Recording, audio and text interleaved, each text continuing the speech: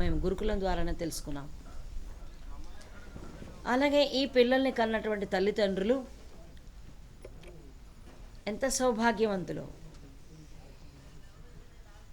ఒక పిల్లల్ని ఇంగ్లీష్ విద్యకే కాకుండా ఆధ్యాత్మిక విద్యకు పంపించి గురుకుల విద్యను చదువుకునేటట్టు చేసిన తల్లిదండ్రులు కూడా చాలా గొప్పవారే అనుకోవాలి.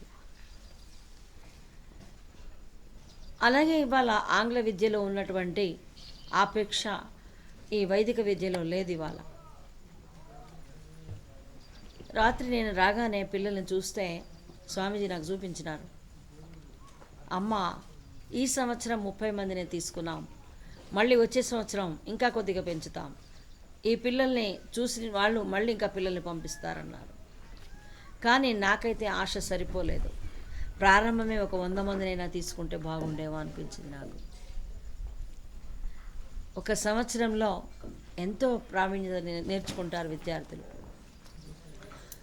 భౌతిక విద్య వలన పదవులు వస్తాయి, డబ్బు సంపాదిస్తారు, ఒక అధికారం కూడా వస్తుందేమో. కానీ ఆధ్యాత్మిక విద్యలో గౌరవము, సమ్మానము, శాస్త్రీయత, వారికి మంచి నడవడి, మంచి సంస్కృతి, మంచి అభ్యాస పరులు అవుతారు ఈ గురుకులంలో చదువుకోవడం వల్ల. అలాగే తల్లి తండ్రికి, పెద్దవారికి కూడా ఎంతో కీర్తి ప్రతిష్టలు వస్తాయి ఈ విద్య వల్ల. ఇవాళ భౌతిక విద్య చదువుకొని ఏ అమెరికాకో లండన్కో ఏదో దేశంలోకి వెళ్ళిపోతున్నారు. తల్లి తండ్రికి వాళ్ళ వల్ల ఏ సుఖ సంతోషాలు లేవు. ఒకవేళ ఉంటే డబ్బులు సంపాదిస్తారు, పంపిస్తారు, అంతే.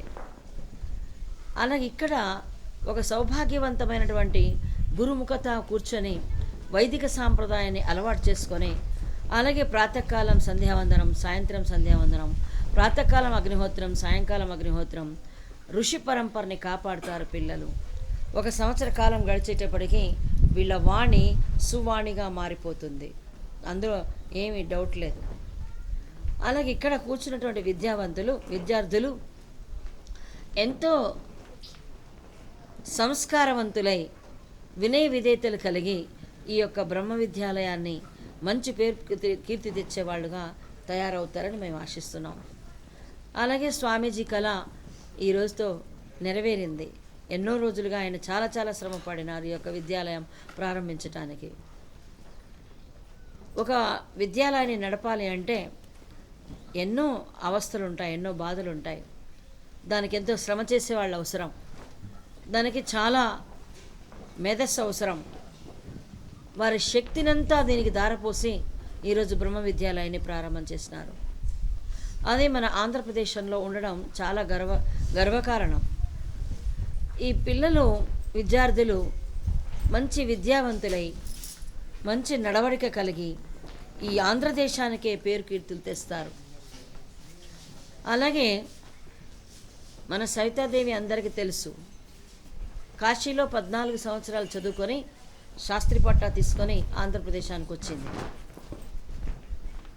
ఆంధ్రప్రదేశ్కి రాకముందే, శాస్త్రి పట్టా ఇంకా చేతికి రాకముందే ఢిల్లీలో 26 జనవరి రోజు వేదపాఠం చేయడానికి ఒక 10 మంది పిల్లల్ని పంపమని గవర్నమెంట్ అధికారులు చెప్పారు. వెంటనే మాతాజీ దానికి స్పందించి ఒక 6 పిల్లల్ని పంపించింది. ఆ 6 పిల్లలు ఆ జెండా వందనం తర్వాత 45 నిమిషాలు వేదపాఠం చేశారు. 45 నిమిషాలు వేదపాఠం చేసినప్పుడు మన ఢిల్లీలో దాదాపు 8 దేశాల వాళ్ళు ఉన్నారు. 8 దేశాలలో జర్మనీ కూడా ఒకటి. ఆ జర్మనీ వాళ్ళు వెంటనే స్పాట్లో స్పందించి, అమ్మా మీరు ఎక్కడి నుంచి వచ్చారు, మీరు మా దేశానికి వచ్చి వేదపాఠం చేస్తారా అని అడిగినారు.